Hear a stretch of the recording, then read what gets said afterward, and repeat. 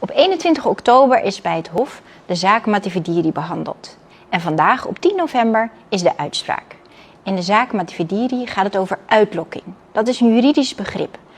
Uitlokking betekent dat iemand een daad pleegt en die is daarvoor strafbaar. Maar uitlokking kan ook degene die heeft uitgelokt strafbaar zijn. Dus dat betekent dat iemand die heeft gezegd: als jij voor mij die moord pleegt, dan krijg je geld. Dan is diegene daarvoor uitgelokt.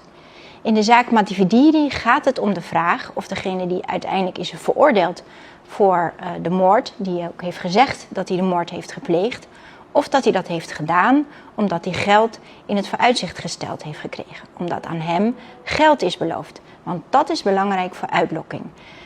Uitlokking gaat om de vraag of degene de moord echt alleen maar heeft gepleegd omdat de ander hem bijvoorbeeld iets heeft beloofd.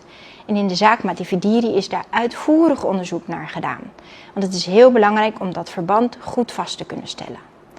Zelfs op zitting is degene die de moord heeft gepleegd nog gehoord als getuige. En hij vertelde voor het eerst op zitting dat het toch anders zat. En dat er wel geld was geboden, maar dat hij zo boos was geworden dat hij de moord heeft gepleegd.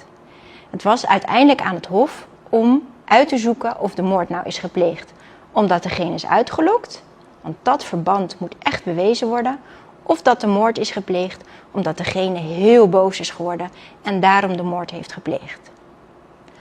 Het OM heeft in ieder geval uitvoerig betoogd dat deze verklaring echt heel erg laat is gekomen en helemaal niet past bij alle andere bewijsmiddelen die er wel zijn. Het OM komt dus tot een bewezen verklaring voor uitlokking. Het Hof heeft vandaag besloten dat er voldoende bewijs is voor de uitlokking en heeft verdachte daar ook voor veroordeeld.